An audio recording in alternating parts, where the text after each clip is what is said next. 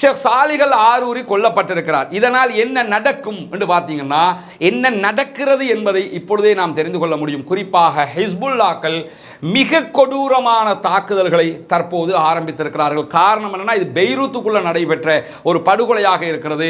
Israel முழுவதும் பயங்கரமான பாதுகாப்பு பலப்படுத்தப்பட்டிருக்கிறது. எந்த நேரத்தில் எதுவும் நடக்கலாம்னு உலகத்துக்கே ஆட்ட முடியாத இராணுவம், உலகத்தை ஆட்டி படைக்கிற அரசாங்கம் நாடு முழுவதும் பாதுகாப்பை பலப்படுத்தியது. அடித்தது இஸ்ரேலுங்கிறது உலகத்துக்கே தெரியும். ஆனால் இந்த நிமிடம் வரைக்கும் நீங்கள் பார்த்தால், இந்த நிமிடம் வரைக்கும் நாங்கள் தான் சாலிஹ் அல் ஆரூரியை கொன்றோம் என்று வெளிப்படையாக இஸ்ரேல் ஒத்துக்கொள்ளவே இல்லை. 56 வயது இவருக்கு. இவருடைய மகன் 56 வயதில் ஷேக் ஆரூரி கொல்லப்பட்டிருக்கிறார். ஆரூரியை பற்றி, அவருடைய மரணத்தை பற்றி நீங்கள் என்ன நினைக்கிறீர்கள் என்று இந்த பெண் அவரிடத்தில் கேள்வி கேட்கிறாங்க. கேட்கும்போது அந்த பெண்ணுக்கு, அதாவது அல் ஜசீராவினுடைய ஊடகவியலாளருக்கு இந்த தாய் சொன்ன ஒரே பதில், கவலையானது, ஆனால் நான் எதிர்பார்த்தது என்றார்கள். பார்க்கும்போது எனக்கு வந்த கவலை என்னன்னா, இந்த வழக்கை ஒரு அரபு நாடு, ஒரு இஸ்லாமிய நாடு ஆரம்பத்திலேயே பதிவு செய்திருந்தால் அந்த 5 படையணியும் களத்துக்கு வராமல் கூட இருந்திருக்கலாம். இன்னும் ஒரு 1000 பேரையோ 2000 பேரையோ 5000 பேரையோ நாம் இழக்காமல் பாதுகாத்து கொண்டிருக்கலாம்.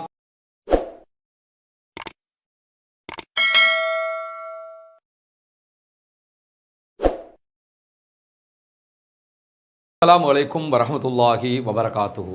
அன்பிற்கினிய சகோதர சகோதரிகளே, மிடில் ஈஸ்டில், குறிப்பாக மத்திய கிழக்கில் மிக முக்கியமான பிரச்சனையாக மாறியிருப்பது பாலஸ்தீன பிரச்சனையாக இருக்கிறது. உலகம் முழுவதும் இருக்கக்கூடிய ஊடகங்கள், பொதுமக்கள், நாடுகள் என்று அத்தனை பேருமே தற்போது காசாவினுடைய பிரச்சனையைத்தான் மிக முக்கிய பிரச்சனையாக பார்த்து கொண்டிருக்கிறார்கள் என்பது நமக்கெல்லாம் தெரிந்த ஒரு விவகாரமாக இருக்கு. இப்படியான ஒரு கடினமான சூழலில் நமக்கெல்லாம் தெரியும், 2 பக்கமும் மிக கொடூரமான தாக்குதல்கள் உச்சம் தொட்டிருக்கக்கூடிய ஒரு நிலையாக இருக்கிறது. இந்த யுத்தம் நாளைக்கு நிறைவடையலாம், நாளை மறுநாள் நிறைவடையலாம் என்கிற ஒரு தொனிப்பொருளுடனான ஒரு பேச்சுக்கள் எல்லாம் ஆரம்பிக்கப்பட்டிருந்த நேரத்தில் தான் நேற்றைய தினம் ஹமாஸினுடைய பெய்ரூத், லெபனானில் இருக்கக்கூடிய ஹமாஸ் பிரிவினுடைய அரசியல் பிரிவினுடைய துணைத் தலைவராக செயல்பட்ட சாலிஹ் அல் ஆரூரி கொலை செய்யப்பட்டார். சாலிஹ் அல் ஆரூரியோடு சேர்த்து இன்னும் 6 பேர் கிட்டத்தட்ட கொல்லப்பட்டிருக்கிறார்கள். இவர்களுடைய மரணத்தை தொடர்ந்து பாலஸ்தீன பிரச்சனை தற்போது ஒரு பூதாகரமான பிரச்சனையாக மாறியிருக்கிறது. இது என்று தீரும், எப்படி தீரும் என்கிற கேள்விகள் எல்லாம் தற்போது வியாபித்திருக்கக்கூடிய ஒரு நிலையை நம்ம சர்வதேசம் முழுவதும் பார்க்க முடிகிறது. உச்சம் தொடுகிற இந்த பிரச்சனைகளுக்கு நடுவே அங்கிருக்கக்கூடிய மக்கள் படுகிற பாடு மிக அகோரமான ஒரு நிலையாக இருக்கிறது. தினம்தோறும் ஏவுகணை தாக்குதல்கள் பொதுமக்கள் மீது நடத்தப்படுகிறது. 22,000க்கு மேற்பட்டவர்கள் கொல்லப்பட்டிருக்கிறார்கள். அதிலே 10,000க்கு மேற்பட்டவர்கள் சிறுவர்களாக இருக்கிறார்கள். ஆயிரக்கணக்கான சிறுவர்கள் காயமடைந்து 2 கால்களையும் மொத்தமாக இழந்து ஊனமாகி இருக்கிறார்கள் என்கிற அதிர்ச்சிகரமான செய்திகள் எல்லாம் வந்து கொண்டிருக்கக்கூடிய நேரத்தில் நேற்றிலிருந்து மிக கொடூரமான தாக்குதல்களை இஸ்ரேல் ரஃபா பகுதிகளில் நடத்தி கொண்டிருக்கிறது. குறிப்பாக வான்வழி தாக்குதல்களை அவர்கள் நடத்தி கொண்டிருக்கிறார்கள். காசாவில் இருக்கக்கூடிய தங்களுடைய தரைப்படையை அவர்கள் வாபஸ் வாங்கி கொண்டிருக்கிறார்கள். கிட்டத்தட்ட 3 முக்கியமான படைப்பிரிவுகள் இதுவரைக்கும் வாபஸ் பெறப்பட்டிருக்கக்கூடிய நேரத்தில் தற்போது தரைப்படை தாக்குதலை விட அகோரமாக விமான தாக்குதல்களை அவர்கள் முன்னெடுத்து கொண்டிருக்கிறார்கள். ஏனென்றால் தரைப்படை தாக்குதலில் அவர்கள் தோல்வி கண்டிருக்கக்கூடிய நேரத்தில் விமான தாக்குதல் மூலமாக பொதுமக்களை கொள்ளுகிற போது, பொதுமக்களை அழிக்கிற போது அது இந்த சுதந்திர போராளிகளை தடுப்பதற்கு வழியாக இருக்கும் என்று அவர்கள் நம்புகிறார்கள். அப்படி இருக்கும்போது நமக்கெல்லாம் தெரியும், பாலஸ்தீனத்திலே காசாவிலே இந்த சண்டை ஏற்படுத்தப்பட்டு இந்த பிரச்சனை உண்டாக்கப்பட்டு மீண்டும் உருவாக்கப்பட்டது அக்டோபர் 7ஆம் தேதி. அதிலிருந்து இன்றைக்கு சுமார் 89 நாளாக இந்த பிரச்சனைகள் ஓடிக்கொண்டிருக்கக்கூடிய நேரத்தில் தற்போதைய நிலையில் ரஃபா பகுதிகளில் மாத்திரம் 1 மில்லியன் மக்கள் தஞ்சம் அடைந்திருக்கிறார்கள். 10 லட்சம் மக்கள் ரஃபா பகுதிகளில் தஞ்சம் அடைந்திருக்கிறார்கள். இந்த 10 லட்சம் மக்களையும் அடுத்த இடத்திற்கு நகர்த்துவதற்கான, வெளியேற்றுவதற்கான திட்டத்தை தான் தற்போது இஸ்ரேலுடைய கொடூர இராணுவம், ஜியோனிஸ்டுகள் செய்து வருகிறார்கள் என்கிற செய்திகள் வருகிற நேரத்தில் நமக்கெல்லாம் தெரியும், அமெரிக்கா இஸ்ரேலுக்கு அழுத்தம் கொடுப்பதாக சொல்கிறது.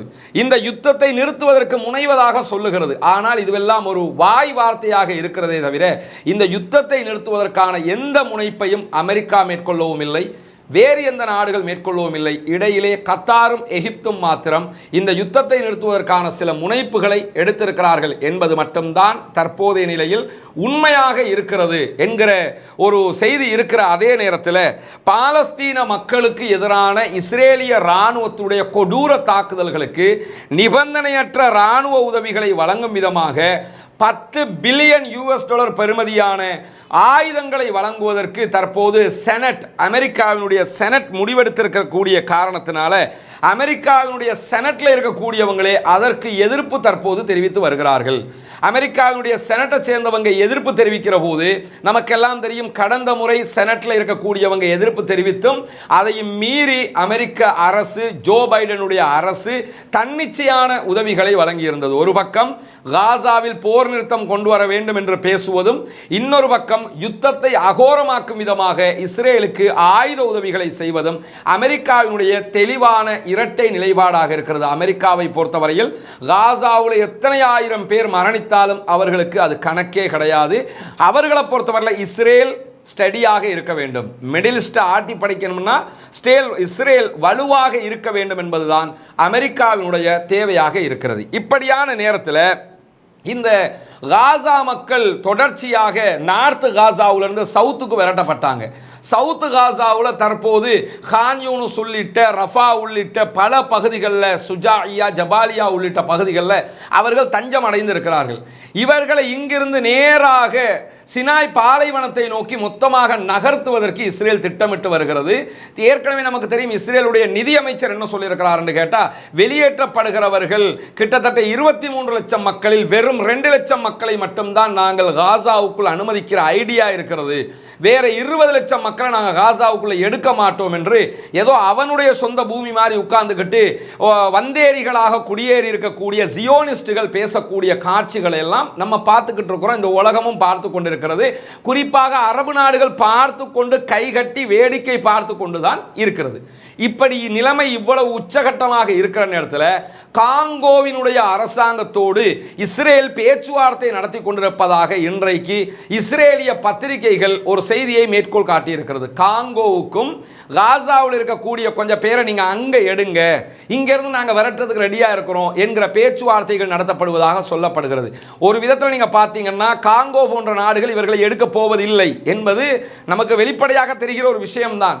ஆனால் இதை ஏன் பேசு பொருளாக்குறாங்க என்று சொன்னா, காங்கோவுக்கே நாங்கள் அனுப்புறதுக்கு ரெடியா இருக்கிறோம், எனவே எகிப்து எடுத்துக்க, எனவே சவுதி எடுத்துக்க, எனவே வேறொரு நாடு எடுத்துக்க, அதாவது நீ சொந்த இடத்தை வந்து நீ ஆக்கிரமிச்சுக்கிருவ, அவனை வெளியேற்றுவ, அவன் ஏதாவது ஒரு நாட்டுக்கு போய் குடியேறிக்கிறணும் என்கிற இந்த மியன்மர் எப்படி அங்கு இருக்கக்கூடிய, அங்கு கஷ்டப்பட்டு அந்த நாட்டினுடைய பூர்வீக குடிகளாக இருக்கக்கூடிய ரோஹிங்யா அப்பாவி முஸ்லிம்களை அடித்து துரத்தி விரட்டி வங்காளதேசத்திற்கு அடித்து விரட்டினார்களோ அதே பாணியை தற்போது இஸ்ரேல் செய்வதற்கு முயற்சி செய்து கொண்டிருக்கிறது. ஆனால் இதில் அவர்களுக்கு தோல்வி மட்டும்தான் மிஞ்சும். ஏனென்று சொன்னால் பொதுமக்களை துரத்தி அடித்தாலும் அங்கு இருக்கக்கூடிய சுதந்திர போராளிகள் அங்குதான் இருக்கிறார்கள், இருக்க போகிறார்கள் என்பதுதான் உண்மையாகவும் இருக்கிறது. இந்த நிலைமையில் நமக்கெல்லாம் தெரியும், சாலிஹ் அரூரியினுடைய படுகொலை என்பது பெரியதொரு சலசலப்பையும் சர்ச்சையையும் தற்போது தோற்றுவித்திருக்கிறது. இவர் யாரு என்று சொன்னால், இவர் 57 வயதில் இஸ்ரேலிய வான்வழி தாக்குதல், குறிப்பாக ஆளில்லா விமான தாக்குதல் ஊடாக நேற்றைய தினம் பெய்ரூத்தில் அவர்களுடைய தலைமையகம், ஹமாஸுடைய தலைமையகம் பெய்ரூத்தில் இருக்குது, பெய்ரூத்துக்குரிய தலைமையகம் இருக்கிறது, அங்கே வைத்துத்தான் இவர் கொல்லப்பட்டிருக்கிறார். இவரோடு சேர்த்து 6 பேர் கொல்லப்பட்டிருக்கிறார்கள். அதிலே முக்கியமாக இவருடன் சேர்த்து இன்னும் 2 சகோதரர்கள், சமீர் என்கிற ஒருவரும் இன்னொரு சகோதரரும் அடக்கம் இந்த இருவரும் இவரோடு சேர்த்து கொல்லப்பட்டிருக்கிற 6 பேரில் இவர் முக்கியமான ஒரு தளபதியாக இருக்கிறார். இதை தாண்டி 2 முக்கிய தளபதிகளும் கொலை செய்யப்பட்டிருக்கிறார்கள், ஷஹீதாக்கப்பட்டிருக்கிறார்கள். இந்த நேரத்தில் இந்த சாலிஹ் அரூரி ஏன் இவ்வளவு பேசுபொருளாக மாறி இருக்கிறார் என்றால், 2015ஆம் ஆண்டு சாலிஹ் அரூரி பயங்கரவாத பட்டியலில் அமெரிக்காவினால் சேர்க்கப்பட்டார். அதாவது யாராவது சுதந்திரத்துக்காக போராடினால் அமெரிக்கா அவர்களை பயங்கரவாதியாக பட்டியலிட்டுவிடும், அவரையும் பயங்கரவாதியாக பட்டியலிட்டது. 22,000 மக்களை கொன்று குவித்திருக்கக்கூடிய நெதன்யாகுவும் அவனுடைய அரசாங்கமும் அவனுடைய இராணுவமும் இழிவடைந்த இராணுவத்தினரும் போராட்ட வீரர்களாக அந்த நாட்டை பாதுகாக்கிற இராணுவமாக பார்க்கப்படுகிறது. ஆனால் அப்பாவி மக்களுக்காக போராடக்கூடியவர்களை தீவிரவாத பட்டியலில் அமெரிக்காவுடைய பெயரையும் சேர்த்திருந்தது. இப்படியான ஒரு நேரத்தில் 15 வருடங்கள் சிறை வாழ்க்கையை அனுபவித்தவர் தான் சாலிஹ் ஆரூரி. அதாவது ஹமாஸினுடைய தளபதிகளை எல்லாம் நீங்கள் எடுத்துக்கிட்டீங்கன்னா இவங்க எல்லாம் ஏதோ வந்தாங்க, இன்னைக்கு இப்போ கோட் ஷூட்டோட நிற்கிறாங்க என்னும் போது சாதாரணமாக வந்தவங்க என்று நினைச்சிடாதீங்க. இவர்கள் அத்தனை பேரும் 20 வருடங்கள் 15 வருடங்கள் பல ஆண்டுகள் ஹமாஸ் ஆரம்பிக்கப்படுவதற்கு முன்பதாகவே இஸ்ரேலுடைய கொடூர சிறைகளில் அநியாயமாக வாழ்க்கையை கடத்தியவர்கள். இவருடைய 15 ஆண்டு காலம் இஸ்ரேலுடைய இருட்டு சிறையில் கழிந்தது என்பதுதான் ஆச்சரியமான உண்மையாகவும் இருக்கிறது. ஏற்கனவே நமக்கு தெரியும், ஹமாஸினுடைய காசாவினுடைய தலைவர்கள் மிக முக்கியமானவராக இருக்கிற சின்வாரை பொறுத்தவரையில் அவர் 20 ஆண்டுகள் சிறைவாசம் அனுபவித்திருக்கிறார். இப்படி 15 ஆண்டுகள் சிறைவாசம் அனுபவித்த சாலிஹ் ஆரூரி 15 ஆண்டுகளுக்கு பிறகு விடுதலை செய்யப்பட்டவர். பெய்ரூத்தில் போய் குடிபெயர்ந்தார். பெய்ரூத்தில் கஸ்ஸாம் பிரிகேடை உருவாக்கியதும், பெய்ரூத்தில் ஹமாஸுக்கு தலைமைத்ததும், பெய்ரூத்தில் ஹமாஸை வலுப்படுத்தியதும், அதாவது இஸ்ரேலை தாக்குவதற்காக பெய்ரூத்தில் இருந்து தாக்குவதற்குரிய அத்தனை காரியங்களில் ஈடுபட்ட முக்கியமான தளபதி சாலிஹ் ஆரூரி. இவர் கஸ்ஸாம் பிரிகேட் உருவாக்கத்திற்கு மிக முக்கியமாக இருந்தவர்களில் இவரும் ஒருவர் என்று சொல்லப்படுகிறது. அது மட்டுமல்லாமல் இந்த சாலிஹ் ஆரூரியை பற்றி சொல்லும்போது, சாலிஹ் ஆரூரி மௌத்தா போயிட்டாரே, கொண்டுட்டாங்களே, அப்போ அவ்வளவா என்றால் இல்லை, அவ்வளவு கிடையாது. ஏன்னு கேட்டால் இன்றைக்கு இஸ்மாயில் ஹனியா ஒரு அழகான ஒரு ஸ்டேட்மெண்ட்டை விடுத்திருக்கிறார். என்ன ஸ்டேட்மெண்ட்டை விடுத்திருக்கிறார்னா, ஹமாஸினுடைய தலைவர்கள் கொல்லப்படுவதால் பாலஸ்தீனத்தின் சுதந்திர போராட்டம் முடிவுக்கு வந்து விடாது. நாங்கள் தலைவர்களை வைத்து சுதந்திர போராட்டத்தை கட்டமைக்கவில்லை, எங்களுடைய மக்களை வைத்து கட்டமைத்திருக்கிறோம். உதாரணமாக இதற்கு முன்பதாகவும் மிக முக்கிய பல தளபதிகளை இதே இஸ்ரேலிய கொடூர இராணுவம் கொன்று குவித்தது. குறிப்பாக ஷேக் அகமது யாசின் கொல்லப்பட்டார். ஷேக் அகமது யாசின் ஹமாஸினுடைய உருவாக்குனர்களில் மிக முக்கியமானவர், உருவாக்குனரே அவர்தான் என்று சொல்லப்படுகிற அளவுக்கு ஷேக் அகமது யாசினுடைய பின்புலம் இந்த ஹமாஸுக்கு இருக்கிறது. அகமது யாசின் சர்க்கரை நாட்காலிகளில் காலத்தை கடத்தியவர். அந்த சர்க்கரை நாட்காலிகளில் இருக்கும்போது அகமது யாசின் தொழுகை முடித்துவிட்டு வெளியே, ஃபஜ்ர் தொழுகை முடித்துவிட்டு வெளியே வரும்போது இஸ்ரேலுடைய ஏவுகணை தாக்குதலில் கொல்லப்பட்டார். அகமது யாசின் கொல்லப்பட்டார் என்பதற்காக போராட்ட குணத்தையோ அவர்களுடைய சுதந்திர வேட்கையோ அவர்கள் நிறுத்தவில்லை என்பது வெளிப்படையானது. அதற்கு பிறகு ஹமாஸினுடைய உருவாக்குனர்களில் இன்னொரு வலது கை யாசின் என்றால் இடது கையாக இருந்தவர் ஷேக் ரந்திசி அவர்கள் இதே போன்ற ஏவுகணை தாக்குதலில் கொல்லப்பட்டார். கொல்லப்பட்டதற்காக ரந்திசி கொல்லப்பட்டு விட்டார், எனவே ஹமாஸ் முடிந்து விட்டது என்று ஆகவில்லை.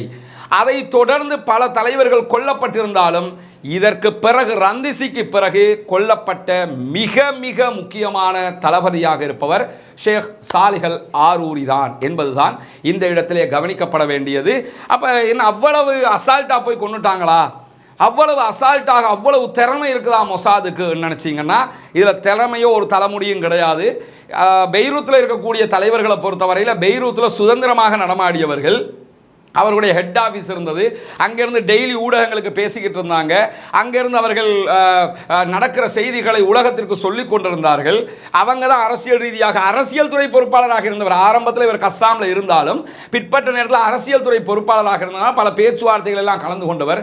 இன்னும் சொல்ல போனால் இறுதியாக எங்களுக்கு சுதந்திரம் கிடைக்கிற வரைக்கும், நிரந்தர போர் நிறுத்தம் என்கிற ஒன்று வருகிற வரைக்கும் எந்த பேச்சுவார்த்தைகளுக்கும் வரமாட்டோம் என்கிற காட்டமான அறிவிப்பை விடுத்தவர் ஷேக் சாலிஹ் ஆரூரி என்பதுதான் இந்த இடத்துல கவனிக்க வேண்டிய முக்கியமான விஷயமாக இருக்கிறது. இப்போ என்னன்னா, ஷேக் சாலிஹ் ஆரூரி கொல்லப்பட்டிருக்கிறார். இதனால் என்ன நடக்கும் என்று பார்த்தீங்கன்னா, என்ன நடக்கிறது என்பதை இப்பொழுதே நாம் தெரிந்து கொள்ள முடியும். குறிப்பாக ஹிஸ்புல்லாக்கள் மிக கொடூரமான தாக்குதல்களை தற்போது ஆரம்பித்திருக்கிறார்கள். காரணம் என்னன்னா, இது பெய்ரூத்துக்குள்ள நடைபெற்ற ஒரு படுகொலையாக இருக்கிறது. ஹிஸ்புல்லாக்கள் இருக்கக்கூடிய ஒரு பகுதி அது.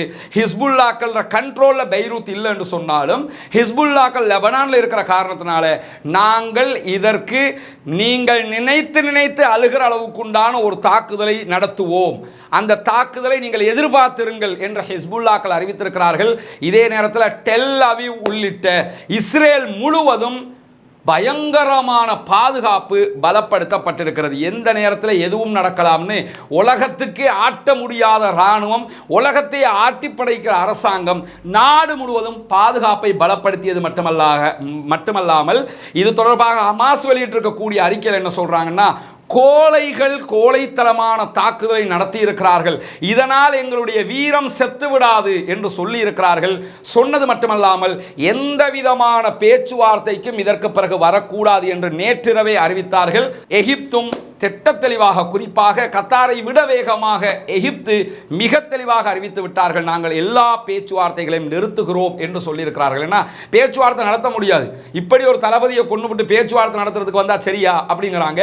ஹமாஸ் இதை ஏன் கோலத்தனம் என்று சொல்லி தெளிவாக வர்ணிக்கிறாங்கன்னு சொன்னா, அடிச்சது இஸ்ரேலுங்கிறது உலகத்துக்கே தெரியும். ஆனால் இந்த நிமிடம் வரைக்கும் நீங்கள் பார்த்தால், இந்த நிமிடம் வரைக்கும் நாங்கள் தான் சாலிஹ் ஆரூரியை கொன்றோம் என்று வெளிப்படையாக இஸ்ரேல் ஒத்துக்கொள்ளவே இல்லை. நெத்தன்யாகு ஒத்துக்கொள்ளவும் இல்லை, அவருடைய அரசாங்கம் ஒத்துக்கொள்ளவும் இல்லை, வேறு யாரும் ஒத்துக்கொள்ளவில்லை. நாங்கள் தான் ஆரூரியை கொன்றோம் என்று பொறுப்பெடுக்க முடியாத ஒரு நிலையில் இஸ்ரேல் இருக்கிறது என்பதை நாம் அத்தனை பேரும் இந்த இடத்தில் புரிந்து கொள்ள வேண்டும். உலகத்தில் எங்களை விட்டா யார் இருக்கிறா என்று சொல்லக்கூடிய ஒரு கோழை இராணுவம் தற்போது தாங்கள் கொன்றது நாங்கள் தான் என்பதை கூட ஒத்துக்கொள்ள மறுக்கிறது. ஆனால் இஸ்ரேல் தான் இந்த தாக்குதலை நடத்தியது என்று அவர்களுடைய வளர்ப்பு தந்தையாக இருக்கிற அமெரிக்கா என்ன செய்யறாங்கன்னா, அவர்கள் சொல்லிக் கொண்டிருக்கிறார்கள். அமெரிக்கா சொல்லணுமா இதை, இஸ்ரேல் சொல்லணுமா? இந்த நிமிடம் வரைக்கும், இந்த வீடியோ பேசப்படுகிற வரைக்கும் இஸ்ரேல் இதை ஒத்துக்கொள்ளவில்லை என்கிற செய்திகள் இருக்கிற அதே நேரத்தில் சாலிஹ் ஆரூரியை பொறுத்தவரையில் இவருடைய இந்த மரணத்தினால் ஏற்படக்கூடிய விளைவுகள் எப்படி இருக்க போகிறது என்பதை பார்த்தீங்கன்னு சொன்னால், இந்த இவருடைய தாக்குதலை தொடர்ந்து, இவர் கொல்லப்பட்டதை தொடர்ந்து ஏற்பட்டிருக்கக்கூடிய பதட்டத்தினால் எந்த விதமான சமாதான பேச்சுவார்த்தைகளும் ஏற்பட போவதில்லை. தற்போது ஹிஸ்புல்லாக்கள் பயங்கர தாக்குதல்களை ஆரம்பித்திருக்கிறார்கள். இதே நேரத்தில் ஹூதிகள் கடுமையான தாக்குதலை ஆரம்பித்திருக்கிறார்கள். கஸ்ஸாம் பிரிகேட் களமிறங்கி அடித்துக் கொண்டிருக்கிறது. அவர்களுடைய அதாவது ஜிஹாத் அல் இஸ்லாமியாவினுடைய அல் குதுஸ் படையணி களமிறந்து வேட்டையாடி கொண்டிருக்கிறார்கள். எல்லாவற்றுக்கும் மேலாக ஃபத்தாஹ் அமைப்பு இதை மிக காட்டமாக கண்டித்திருக்கிறது. இதைத்தான் நம்ம கவனிக்கணும். ஃபத்தாஹ் அமைப்பு வெஸ்ட் பேங்க்ல இருந்து இந்த தாக்குதலை மிக காட்டமாக கண்டித்திருக்கிறார்கள் என்கிற ஒரு நிலை ஏற்பட்டிருக்கிறது. இவரை தொடர்ந்து இவர் மரணித்த அதே நேரத்தில் சமீர் கொல்லப்பட்டிருக்கிறார். இவரும் அவர்களுடைய முக்கியமான சமீர் தெற்கு லெபனானுடைய மிக முக்கியமானவர்களில் தளபதிகளில் ஒருவராக இருந்தவர் கஸ்ஸாம் பிரிகேடுக்கு. அதே மாதிரி அல் அஹ்ரா என்கிறவர் கொல்லப்பட்டிருக்கிறார். அவர் யாருன்னு சொன்னா, வெளிநாட்டு தொடர்பாளர்கள் தொடர்பான பல விவகாரங்களை கையாண்டவர் அஹ்ரா தான். அவரும் கொல்லப்பட்டிருக்கிறார். இப்படி 3 தளபதிகளுடைய கொலை பெரிய ஒரு பதட்டத்தை தற்போது உண்டாக்கி இருக்கக்கூடிய நேரத்தில், இஸ்ரேல் பொறுப்பெடுக்காமல் இருக்கக்கூடிய நேரத்தில், அமெரிக்கா இஸ்ரேல் தான் செய்தார்கள் என்று சொல்லக்கூடிய நேரத்தில் பதிலடி கொடுப்பதாக இஸ்ரேலும் ஹமாஸும் அறிவித்து பாரிய பதிலடிகளை கொடுத்து கொண்டிருக்கக்கூடிய நேரத்தில் இஸ்ரேலில் பெரும் சலசலப்பும் பரபரப்பும் ஏற்பட்டிருக்கிறது. இஸ்ரேலுடைய பத்திரிகைகள் முழுவதுமாக இன்றைக்கு ஆரூரியை பற்றித்தான் எழுதியிருக்கிறார்கள். இந்த ஆரூரியை பற்றி எழுதியது மட்டுமல்லாமல் இஸ்ரேலில் ஏன் இவ்வளவு பெரிய ஒரு பதட்டம் ஏற்பட்டிருக்கிறது என்று சொன்னால், இனிமேல் பணைய கைதிகள் என்னாவார்கள், அவர்களை மீட்க முடியுமா முடியாதா, இனிமேல் ஹமாஸ் பேச்சுவார்த்தைக்கு வராவிட்டால் இஸ்ரேலுடைய பாதுகாப்பு என்ன ஆகும், ஹமாஸ் அடுத்த கட்டம் என்ன விதமான தாக்குதல்களை நடத்தப் போகிறார்கள், கெரில்லா தாக்குதல்களை எவ்வளவு உச்சம் பெறப் போகிறது, இதை தாண்டி இஸ்ரேலுக்குள் அவர்கள் நுழைவார்களா இல்லையா என்கிற ஒரு பாரிய அச்சம் எழுப்பப்பட்டு கொண்டிருக்கிறது. பாரிய விவாதங்களும் அங்கே உருவாகி இருக்கிறது. ஏன்னா இஸ்ரேலுக்குள்ள நுழைகிறதை பொறுத்தவரையில் அவர்களுக்கு நுழைவதற்கான பல வழிகள் இருப்பதாக ஆய்வாளர்கள் சொல்லிக் கொண்டிருக்கிறார்கள்.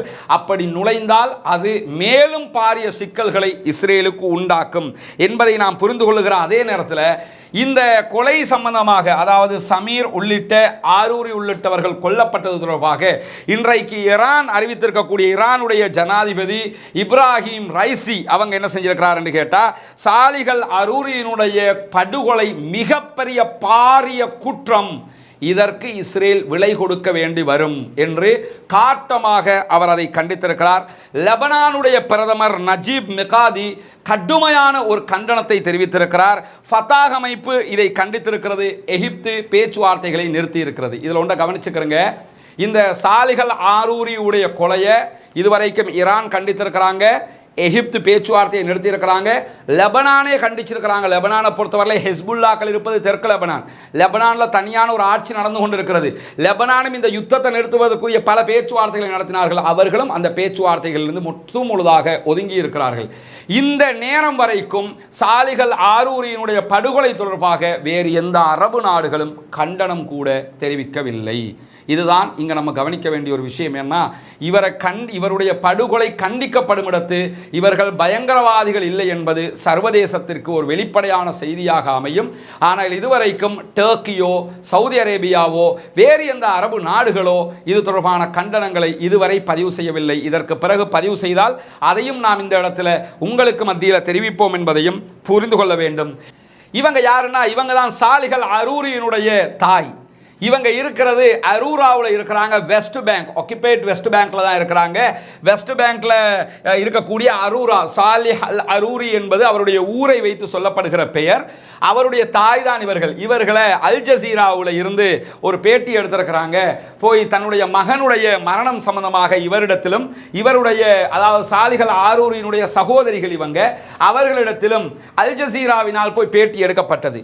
இந்த பேட்டியில் இந்த தாய் 86 வயது உடையவர்கள், இவங்களோட வயசு 86. அதையும் குறிப்பாக பார்த்தீங்கன்னா நீண்ட ஆயுளை கொண்டவர்கள் பாலஸ்தீன மக்கள். பாலஸ்தீனத்தில் இளைஞர்கள் எப்படி அதிகமாக இருக்கிறாங்களோ அதே மாதிரி நீண்ட ஆயுளை கொண்ட வலுவான பல பெண்கள் இருக்கிறார்கள், பல ஆண்கள் இருக்கிறார்கள். வலுவா இருப்பாங்க, வயசு போனதுங்கிறதுனால கூனியை குறியிட மாட்டாங்க, ரொம்ப வலுவாக இருப்பாங்க. கையில் எப்பயுமே பெரும்பாலும் இது போன்றவர்கள் ஒரு சாவியை வைத்துக் கொண்டிருப்பார்கள். ஒரு சாவி அவங்கள்ட்ட இருக்கும். அந்த சாவியை கையில் வச்சுக்கிடுவாங்க என்று கேட்டால் 1948களுக்கு பிறகு 45களுக்கு பிறகு ஏற்பட்ட முதலாவது நக்பாவின் போது அவர்கள் வெளியேற்றப்பட்ட அவர்களுடைய சொந்த பூமிகளிலிருந்து வெளியேற்றப்பட்டார்கள். இஸ்ரேலினால் இப்படி வெளியேற்றப்பட்டார்கள். வெளியேற்றப்படும் போது அவர்களுடைய வீடுகளில் இருந்த சாவிகளை இன்றைக்கும் நினைவாக அவர்கள் வைத்துக்கொண்டு சாவிகளை வைத்துக்கொண்டே போராட்டங்களை நடத்துகிறார்கள். இந்த தாயும் நக்பாவில் முதல் நக்பாவில் வெளியேற்றப்பட்ட ஒருவர் 86 வயது இவருக்கு. இவருடைய மகன் 56 வயதில் ஷேக் ஆரூரி கொல்லப்பட்டிருக்கிறார். ஆரூரியை பற்றி அவருடைய மரணத்தை பற்றி நீங்கள் என்ன நினைக்கிறீர்கள் என்று இந்த பெண் அவரிடத்தில் கேள்வி கேட்கிறாங்க. கேட்கும்போது அந்த பெண்ணுக்கு அதாவது அல் ஜசீராவினுடைய ஊடகவியலாளருக்கு இந்த தாய் சொன்ன ஒரே பதில் கவலையானது, ஆனால் நான் எதிர்பார்த்தது என்றார்கள். இந்த மரணத்தை நான் எதிர்பார்த்தேன், கவலைக்குரியது தான், எதிர்பார்த்தேன் என்றார்கள். நான் அந்த வீடியோவை திரும்ப 2 வாட்டி ப்ளே பண்ணி நானே பார்த்தேன். அழுகிறாங்களா, அவங்க எப்படி அவருடைய அட்டிடியூட் எப்படி இருக்குதுங்கிறதெல்லாம் பார்க்கும்போது 86 வயது தன்னுடைய மகன் மரணித்திருக்கிறார். நான் இது என்னுடைய மகனை இப்படி அவர்கள் கொல்ல வாய்ப்பு இருக்குன்னு நான் எதிர்பார்த்தேன். அவங்க மௌத்தா போனது கவலை தான், ஆனால் எதிர்பார்த்த ஒன்று தானே என்று அசால்ட்டாக இன்னா லில்லாஹி வ இன்னா இலைஹி ராஜிஊன் என்று கடந்து கொண்டு போகிற ஒரு மனோபக்குவம் அவர்களுக்கே உரியது. இஸ்லாம் கற்றுத்தந்த சிறப்பான ஒரு மனோபக்குவத்தை கொண்டிருக்கிறார்கள். உலகத்தில் என்ன நடந்தாலும் சரிங்க, என்னத்தை நமக்கு பிரச்சனை வந்தாலும் வைதா அசாபத்துகும் முசீபா காலு இன்னா லில்லாஹி வ இன்னா இலைஹி ராஜிஊன், இன்னா லில்லாஹி வ இன்னா இலைஹி ராஜிஊன் போய்கிட்டே இருங்க, மனசுக்கு நிம்மதியாக இருக்கும். அது தலையில் போட்டு இப்படி நடந்துட்டே அப்படி நடந்துட்டே இது ஆயிடுச்சு அதாயிடுச்சுன்னு தலையை போட்டு ஒட்டச்சிக்கிற வேண்டிய தேவை கிடையாது. அல்லாஹ் பார்த்துக்குருவான், அல்லாஹ் தந்தது அல்லாஹ் எடுத்துட்டான் என்று போனோம்னா மனசுக்கு நிம்மதியாக இருக்கும். அதனால தான் பாலஸ்தீன மக்களுக்கு சிரிக்க முடிகிறது, அதனால் தான் அந்த குழந்தைகளுக்கு விளையாட முடிகிறது, அதனால் தான் அந்த பெரியவர்களுக்கு சந்தோஷமாக இருக்க முடிகிறது. ஒரு நேரம் கிடைத்தால் குண்டு மழை பொழிந்து கொண்டிருக்கிறது, கூட்டமாக உட்கார்ந்து ரொட்டி சுட்டு சாப்பிட்டு கொண்டு இருக்கிறார்கள், காலத்தை கடத்தி கொண்டிருக்கிறார்கள். எப்படி முடிகிறது? இன்னா லில்லாஹி வ இன்னா இலைஹி ராஜிஊன். ஒரு சின்ன வேர்ட் பெரியோர் உளவியல் திருப்பத்தை அவர்களுக்கு கொடுக்கிறது. அவருடைய தாய் அழகான ஒரு பதிலை ஆரூரினுடைய தாய் சொல்லியிருக்கிறார். இந்த வீடியோவை நீங்கள் ஆங்கிலம் அரபு உள்ளிட்ட அனைத்து சேனல்கள்லையும் அல் ஜசீராவில் போய் பார்க்க முடியும். அதே நேரத்தில் நீங்கள் கவனிச்சிங்கன்னு சொன்னால் அவர்களுடைய சகோதரிகள் இவர்கள் அவர்களும் கவலையானது தான் ஆனால் எதிர்பார்த்தது தான் என்கிற செய்திகளை சொல்லியிருக்கிறார்கள். ஆரூரியினுடைய படுகொலை அவர் ஷஹீதாக்கப்பட்டது கவலைக்குரியதாக இருந்தாலும் அது ஹமாஸுக்கு தோல்வி என்று புரிந்து கொள்ளாதீர்கள், அது அடுத்த கட்ட வெற்றியை நோக்கி நகரும் என்று இன்றைக்கு இஸ்மாயில் ஹனியா அவர்கள் சொல்லியிருப்பதை நாம் பார்க்க முடியும். இப்படியான நேரத்தில் என்னவெல்லாம் நடந்து கொண்டிருக்கிறது மேலதிகமாக என்று பார்த்தீங்கன்னா, தென்னாப்பிரிக்கா இஸ்ரேல் மீது தாக்கல் செய்திருக்கக்கூடிய வழக்கு ஜனவரி மாதம் 11, 12ஆம் தேதிகளில் சர்வதேச நீதிமன்றத்தில் விசாரணைக்கு வருகிறது. இந்த வழக்கு விசாரணைக்கு வருகிற காரணத்தினால் தான் தற்போது 5 படைப்பிரிவுகளை இஸ்ரேல் வாபஸ் பெறுகிறது என்கிற செய்திகளும் வெளியாகி இருக்கிறது. ஒன்று தோல்வி பயம், இரண்டாவது என்னன்னா இந்த வழக்கு விசாரணைக்கு வருகிற காரணத்தினால விசாரணையை எதிர்கொள்வதற்கு இதுவெல்லாம் பெரிய பிரச்சனையாக மாறிவிடும் என்பதால் 5 படைப்பிரிவுகளை அவர்கள் வாபஸ் பெறுவதாக இன்றைக்கு செய்திகள் வந்திருக்கக்கூடிய நேரத்தில் டெல் அவீவ் மீது சர்வதேச அழுத்தம் அதிகரித்து கொண்டே இருக்கிறது. இந்த யுத்தத்தை நிறுத்துங்கிறாங்க. ஏன்னா இப்போ வழக்கு போடப்பட்டதோட பெரிய பிரச்சனையாக அது அவர்களுக்கு மாறி இருக்கிறது. இந்த வழக்குக்கு தேவையான 84 பக்கங்கள் கொண்ட அறிக்கையை அவர்கள் பி ரிப்போர்ட் நம்ம சொல்லுவோம் சாதாரண ஒரு வழக்குக்கு, அது மாதிரி என்ன செஞ்சிருக்கிறாங்கன்னு கேட்டால் 84 பக்கம் கொண்ட அறிக்கையை தென்னாப்பிரிக்கா வழக்குக்கு தாக்கல் செய்திருக்கிறார்கள். தேவையான ஆதாரங்களை தாக்கல் செய்திருக்கிறார்கள். குறிப்பாக நெதன்யாகு மீதும் அவருடைய அரசாங்கத்தின் முக்கிய அமைச்சர்கள் மீதும் தான் இந்த வழக்கு பதிவு செய்யப்பட்டிருக்கிறது. இது ஒரு ஜினசைட் மெசக்கர், மிகப்பெரிய இன அழிப்பு. 1948ஆம் ஆண்டு கொண்டு வரப்பட்ட இன அழிப்புக்கு எதிரான ஐநா சபையினுடைய தீர்மானங்களை மீறிய மிகப்பெரிய அநியாயத்தை இங்கே செய்து கொண்டிருக்கிறார்கள்.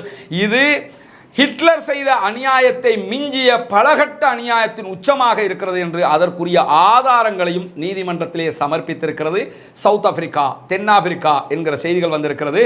தென்னாப்பிரிக்காவினுடைய இந்த வழக்கு 5 படைப்பிரிவுகளை அவர்கள் வாபஸ் பெற வைத்திருக்கிறது என்றால் இதை பார்க்கும்போது எனக்கு வந்த கவலை என்னன்னா, இந்த வழக்கை ஒரு அரபு நாடு, ஒரு இஸ்லாமிய நாடு ஆரம்பத்திலேயே பதிவு செய்திருந்தால் அந்த 5 படையணியும் களத்துக்கு வராமல் கூட இருந்திருக்கலாம். இன்னும் ஒரு 1000 பேரையோ 2000 பேரையோ 5000 பேரையோ நாம் இழக்காமல் பாதுகாத்து கொண்டிருக்கலாம். அல்லாஹு ஆலம். இதை செய்யாத காரணத்தினால் இப்படி ஒரு அநியாயம் நடந்து முடிந்திருக்கிறது. இப்ப கூட இந்த வழக்கை தாக்கல் செஞ்சிருக்கிறது சவுத் ஆப்பிரிக்கா. அதற்கு துணையாக இன்றைக்கு வந்து நிற்பது மலேசியா என்பதுதான் முக்கியமானது, பெருமைக்குரியது.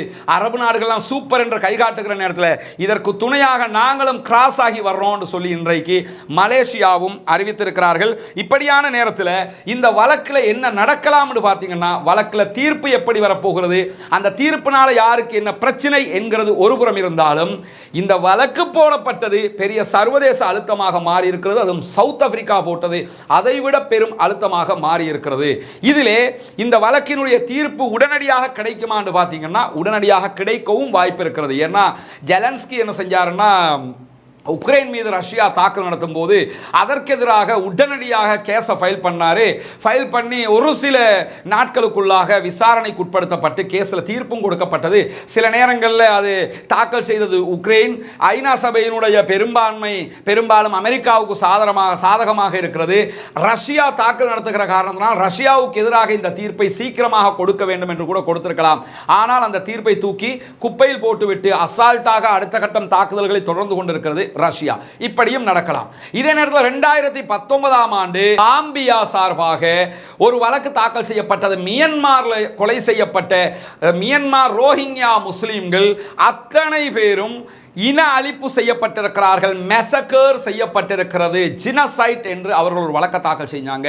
அந்த வழக்கு இதுவரைக்கும் நடைபெற்று வருகிறது, நிலுவையில் இருக்கிறது. இப்படி இந்த வழக்கு நிலுவையில் இருக்கவும் கூடும், திடீரென தீர்ப்பு வரவும் கூடும், வருகிற தீர்ப்பையும் தன்னுடைய அதிகாரத்தை கொண்டு தூக்கி எறியவும் கூடும். எது எப்படி போனாலும் வழக்கு தாக்கல் செய்யப்பட்டது. இவர்கள் ஜினசைட் செய்கிறார்கள் என்கிற செய்தி சர்வதேச மனிதநேய ஆர்வலர்களுக்கு மத்தியில் போய் சேர்ந்திருக்கிறது என்பதை கவனிக்கணும். இந்த இடத்திலையும் கவனிங்க, மியன்மார் செய்த அநியாயத்துக்கு எதிராகவும் வழக்கு தாக்கல் செய்தது காம்பியாவை தவிர வேறு எந்த நாடுகளும் அல்ல.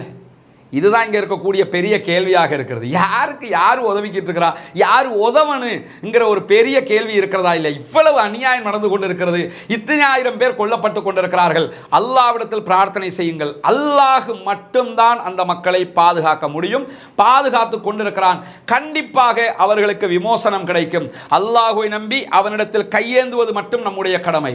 ஜனநாயக ரீதியில் அவர்களுக்காக இப்படி குரல் எழுப்புவது நம்முடைய கடமை. நம்மால் எத்தனை பேருக்கு முடியுமோ அத்தனை பேர் குரல் எழுப்புங்க, அநியாயத்தை நிறுத்த சொல்லுங்க, ரோட்ல இறங்கி போராடுங்க. இதை செய்யலாமே தவிர இது தவிர்த்து எந்த விதமான நடவடிக்கைகளும் இங்க இருக்கக்கூடிய மக்களுக்கோ இன்னொரு நாட்டில் தமிழ்நாடு மாதிரி இடங்கள் இருக்கக்கூடிய மக்களுக்கோ செய்ய முடியாது, செய்யவும் கூடாது, அது கடமையும் அல்ல என்பதை புரிந்து கொள்ளுங்கள். அது அவர்களுடைய மண்ணுக்கான போராட்டம். மண் குத்தில தூணமாலிகி ஃபஹுவ ஷஹீத், தன்னுடைய மண்ணுக்காக தன்னுடைய சொத்துக்காக கொல்லப்படுகிறவர் ஷஹீத் என்கிற அடிப்படையில் அவர்கள் அவர்களுடைய மண்ணுக்காக போராடி கொண்டிருக்கிறார்கள். அந்த மண் வெற்றி அடைய வேண்டும் என்று அல்லாஹ்விடத்தில் நாம் பிரார்த்திக்க வேண்டும். ஜனநாயக ரீதியில் அவர்களுக்காக குரல் எழுப்ப வேண்டும் என்பதுதான் நம்முடைய கடமையாக இருக்கிறது. இதை மீறி நீங்கள் எதை செய்தாலும் கண்டிப்பாக மார்க் அடிப்படையில் அது மாபெரும் குற்றமாக மாறிவிடும் என்பதை புரிந்து கொள்ளுங்கள். நான் ஜனநாயகம் தொடர்பாக தனியான ஒரு உரையாற்ற இருப்பதாகவும் சொல்லியிருக்கிறேன். நேர பிரச்சனை காரணமாக அதை நமக்கு வெளியிடுறதில் சிக்கல் இருக்குது. ஆனால் மிக சீக்கிரம் அந்த வீடியோவையும் நாம் வெளியிடுவதற்கு முயற்சி செய்கிறோம். மார்க்க விவகாரத்தை உள்வாங்கிக் கொள்ளுங்கள், உணர்வுகளுக்கு இடம் கொடுக்காதீர்கள், சிந்தனைக்கு இடம் கொடுத்துக் கொள்ளுங்கள். மார்க்கம் எதை சொல்கிறதோ அதை மட்டும்தான் நாம் செய்ய வேண்டும். நமக்கு இஸ்லாம் கற்றுத்தருவது இவ்வளவுதான்.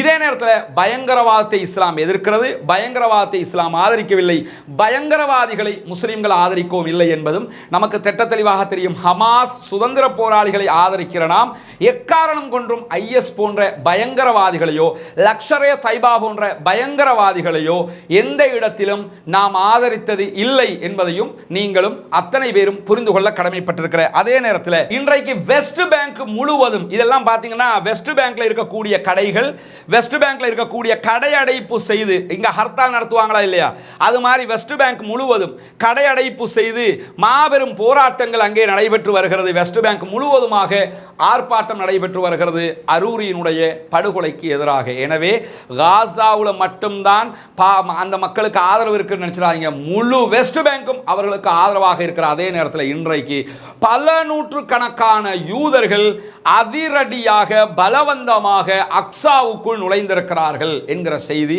இன்றைக்கு கவலையான ஒரு செய்தியாக வெளியாகி இருக்கிறது.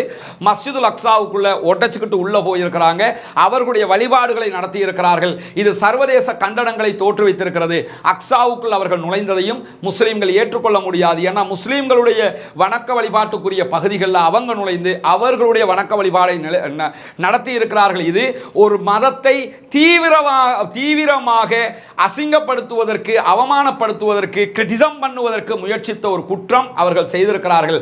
அதற்கு இஸ்ரேலிய ஆக்கிரமிப்பு ராணுவமும் துணை போயிருக்கிறது என்கிற நேரத்தில் ஹூதிகள் என்ன செய்து கொண்டிருக்கிறார்கள் என்கிற கேள்வி இருக்கிறது. ஹூதிகளை பொறுத்தவரையில் நமக்கெல்லாம் தெரியும், ஏற்கனவே அவர்கள் அமெரிக்காவோடு முட்டி மோதி கொண்டிருக்கக்கூடிய நேரத்தில் நேற்று இரவு 9 மணிக்கு 2 ஏவுகணை தாக்குதல்களை கப்பல்களை நோக்கி நடத்தி இருக்கிறார்கள். இன்றைக்கு ஈவினிங் 3 மணிக்கு மேலும் 2 ஏவுகணை தாக்குதல்களை நடத்தி இருக்கிறார்கள். ஹவுத்திகள் அவர்கள் தொடர்ந்து செங்கடலிலே தாக்குதலை நடத்தி கொண்டே இருப்போம் என்கிறார்கள். அதற்கு காரணம் சொல்லுகிறார்கள், காசாவில் யுத்தம் நிறுத்தப்பட வேண்டும், நிறுத்தப்படும் வரைக்கும் நாங்கள் தாக்குதல் நடத்தி கொண்டே இருப்போம் என்கிறார்கள்.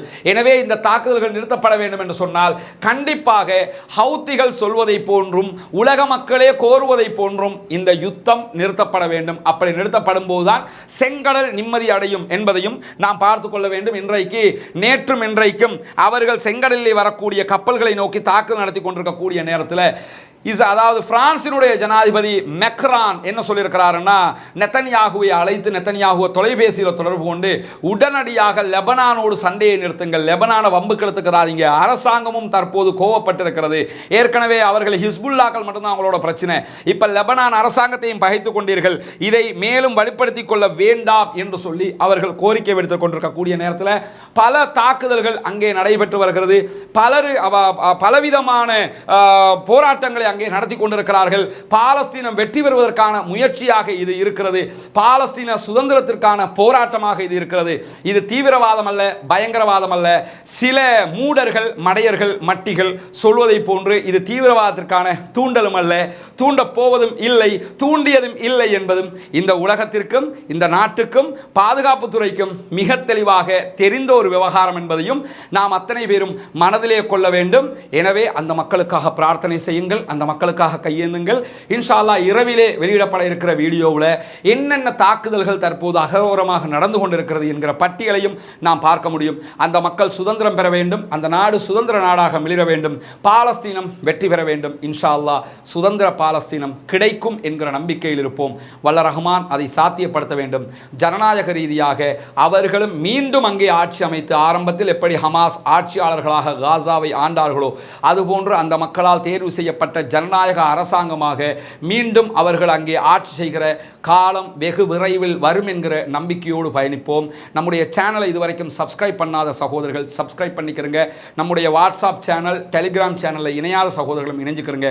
வல்ல ரஹ்மான் நம்முடைய எண்ணங்களை எல்லாம் புரிந்து கொள்வானாக, நம்முடைய பிரார்த்தனைகளை அங்கீகரிப்பானாக என்கிற பிரார்த்தனைகளோடு முடித்துக் கொள்கிறேன். வாஹிர் தஅவானா அல்ஹம்துலில்லாஹி ரப்பில் ஆலமீன்.